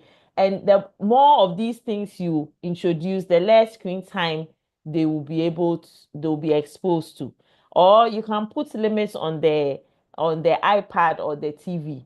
Put limits such that it plays for 1 hour. After 1 hour, the iPad itself goes off. It's automatic. You didn't put it off. The iPad has gone off. The iPad said, I'm too tired. You to go and sleep. And then it stops. So you can either gradually decrease it or you can just stop at once. Okay, so that's something for you. Na has her hand up. However, Toya mentioned that okay, I don't know the gender. So Toya has a question. Toya, would you like to raise your hand so you unmute and talk? Yes, I can talk. Can you hear me? Yes. Okay, so once again, thank you. You actually even answered one question before I had a chance to, which was on a child who's on the spectrum and you wanting to teach the child multiple languages. So my question is, again, I have my first child, a girl on the spectrum. She turned 6 recently, and we do ABA speech occupational, and I do all the gluten-free, dairy-free, probiotic supplements. I'm doing everything. Okay. Recently, she started verbalizing, but just monosyllabized, like just a few words. And I'm wondering what else I can do to improve her speech. Because when she speaks, it's a bit monotone. Sometimes it sounds a bit cartoonish. So she has like different voices and different pitches that she uses depending on her mood. We are not at conversational level. I'm grateful for that. But I'm just wondering what I can do to improve it because I wanted to introduce a second language. And I was told that because she's now picking up on the first language they are using to do therapy, which is English, I shouldn't add a second language because she would be confused. So we end up speaking, yes. And so we end up speaking just one language. The thing is, the father and I speak different languages. So we also just speak English, like you said. My second child, she's fine. She's fully verbal. So I'm wondering what else I can do to improve the speech. And if indeed introducing a second language when she's now picking up on the first would be an issue. And I think the second question I have is um for a second, yes, per research and what I've read, the probability of having another child being on the spectrum when you have one on the spectrum is, they say it's high, but my second child is fine. So then, how true does that go? Because in my case, is a negative for me. I mean, the second one is a chatterbox, and how do I use the second child, my second girl, to influence the first one's speech without making it look like she's now like the older one? I don't know. Yes, that's my question. Yeah. Okay. So generally, it looks like she's getting there. So she started Yes. saying a few things. The principle is to keep her in an environment that is enriched with talking. So whatever you're doing with her, you're talking to her, you're commenting about what she's doing, you are she says something, you are sort of adding to what she's saying, you are waiting for her and to say something and then you add onto it. You are looking at what she's interested in and talking about what she's interested in. So you have to observe first and see where her interests are. And just you become like a chatterbox and just talk. Look for places where other people are talking, or there are lots of kids here, around her age who are also talking, and immerse her into it. If you have cousins and things who talk plenty, go visit them, go to playgrounds, as much just enrich her world with talking and be patient. Okay.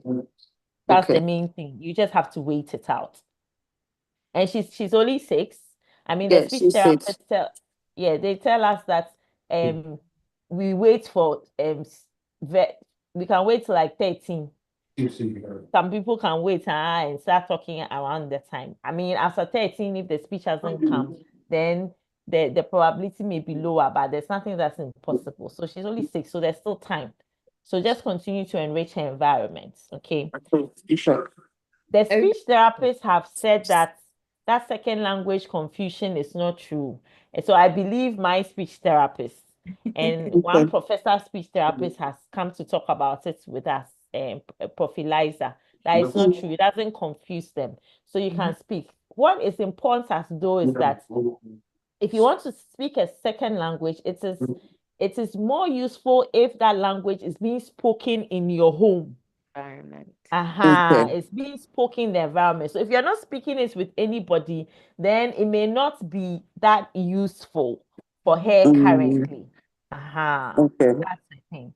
The probability thing is a probability. So probability is lotto. So if I say that there is a 50% probability that it will rain, it is still a probability.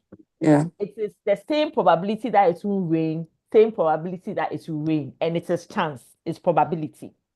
So we say that there's a higher probability. So the prevalence for anybody, any family is to have a child with autism is 3%. So that's our current prevalence, 3%. So 3 out of 100 families will have a child with autism. If you already have one with autism, your probability increases to about maybe 15%, but that is still a probability. So you have a higher probability that you won't have a child with autism, because 100 minus 15 is 85. So it's still probability. So that's the reason. Oh. So there are families who have first 3 have autism, last one doesn't. Or first 3 don't, last one has. It's all chance. Okay. Okay. Okay. Thank you. Yeah. I know Na's hand would be aching by now because her hand has been up for long. Now, please go ahead. Hi, good evening. Thank you so much. Thank you, Dr. Mabel. I don't think you remember me, but I went to school with you or your brother, really? Richard. Oh, I see. Okay. Yes. So thank you so much for this. I think I wanted to share with the moms and the parents here some useful apps, that they can, especially those complaining of excessive screen time. So, for my daughter, like I started her on certain apps because I felt the Coco Melon and stuff was just too much, and she's not so much learning anything from this, just singing a lot of colors. And so I decided to get her started on certain apps. So I'll suggest them because they are very educative. They have lessons.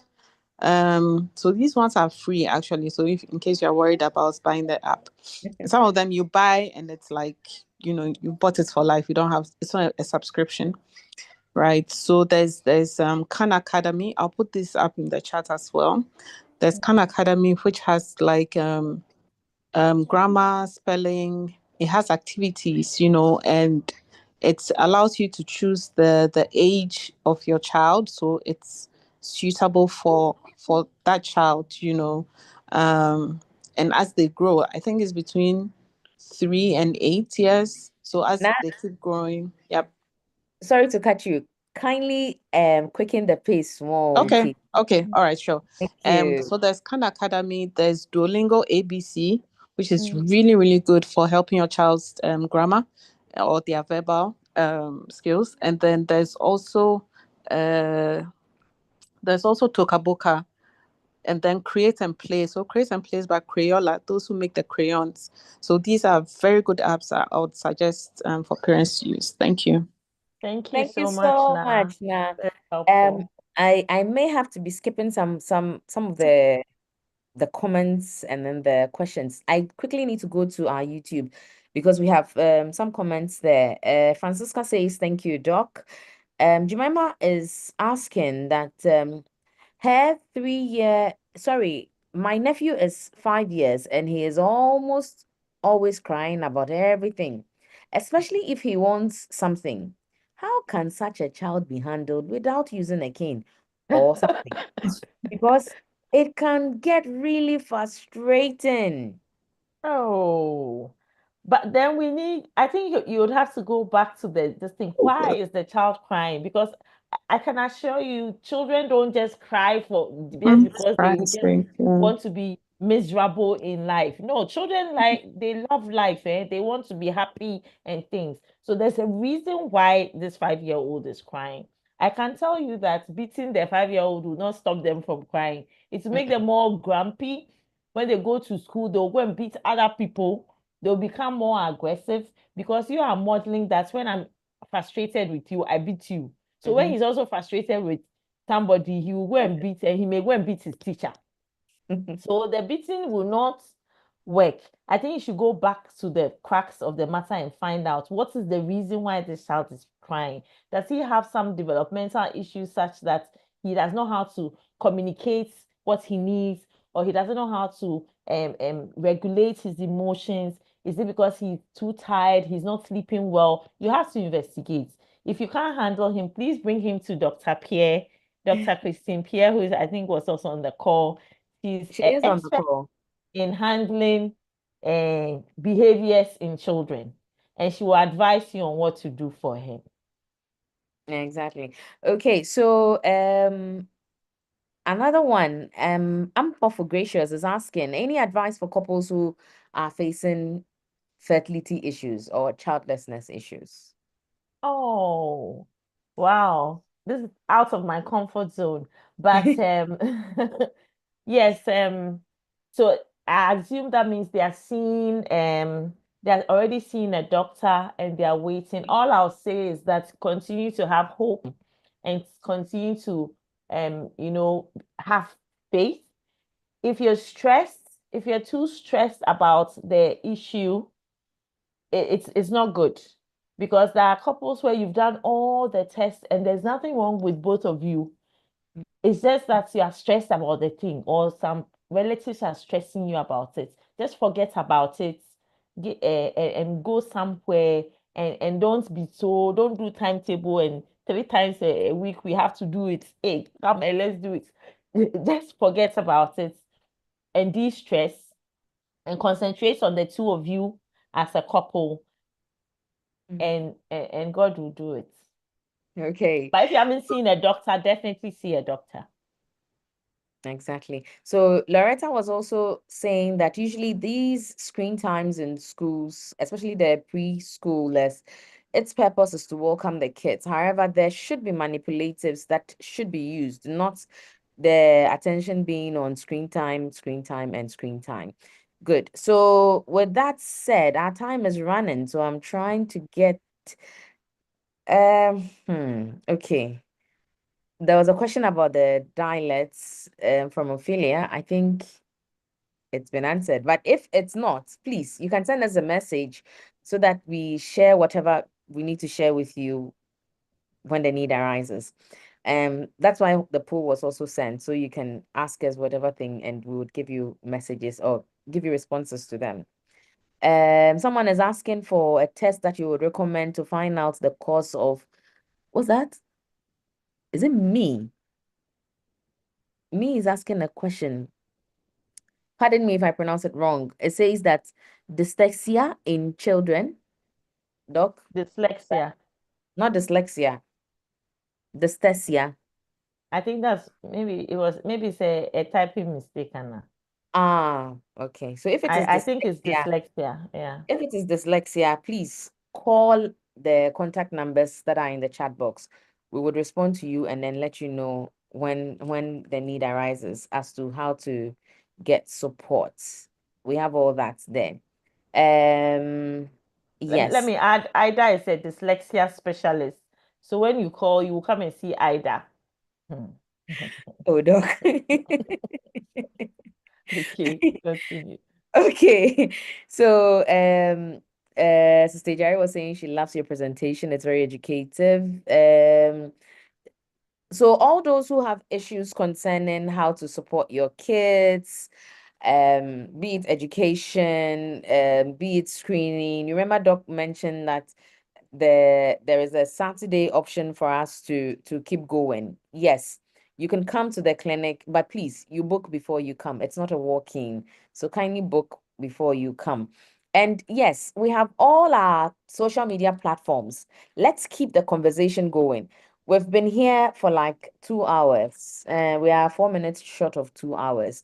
And we can't keep you here. If I say I'm going to read everything, it's going to be a lot. We can't answer everything. So please keep the conversation going. Join our platform and then let's continue the conversation there.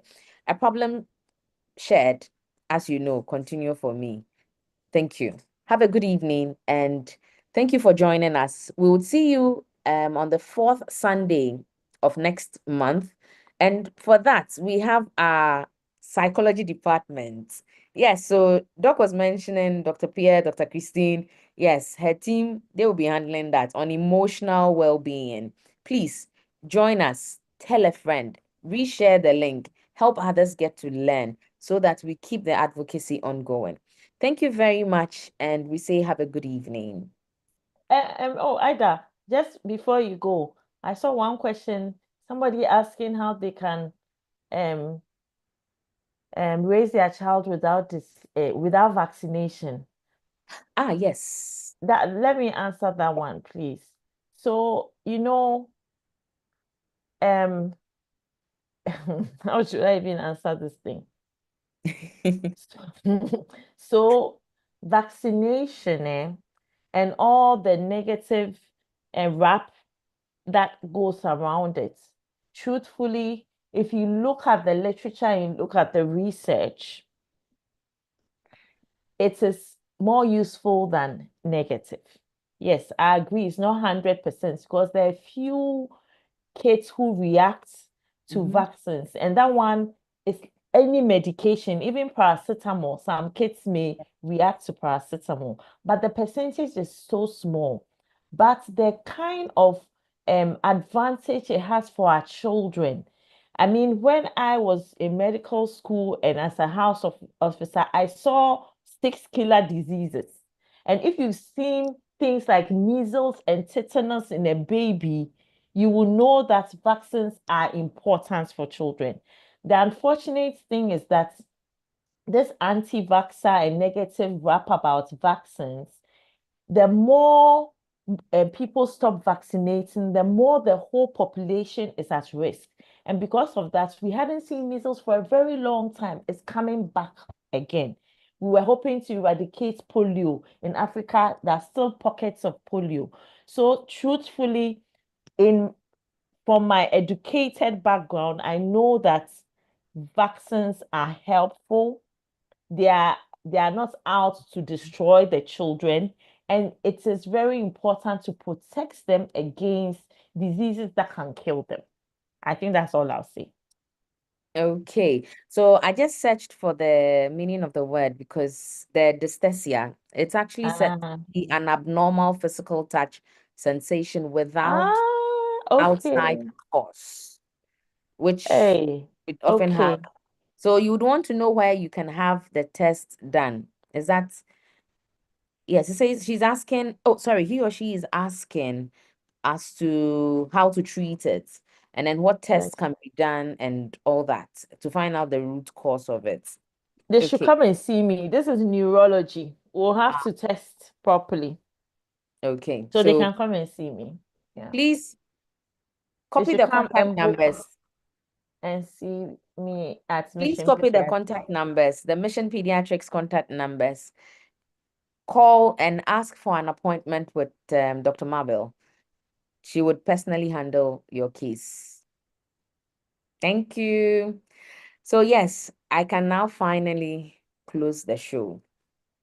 Thank you everyone for being here. Thank you for staying on. Thank you for learning. Thank you for helping others get to learn. Thank you for learning also. We are grateful you've been a part of our first webinar for the month. It's not the end. We have a whole lot lined up for you this year. It's just the beginning. And as we mentioned earlier, plans are to help you get to acquire more knowledge. So from whatever data we've collected today, you'll be finding articles of them on our Mission Pediatrics websites, on our LinkedIn, and other places also. So please do help us help you. Whenever we post these things there, help us get to share information with us so we can also find ways to support you. We are grateful you are here and do enjoy your weekend. Well, the rest of the weekend that is left. And from now till we meet again, the fourth Sunday of February. Say, yeah, that's it. Bye. Bye. Bye. Go for Bye.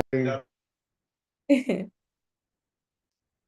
Bye, bye, bye, bye, bye. Bye, everyone. Thank you.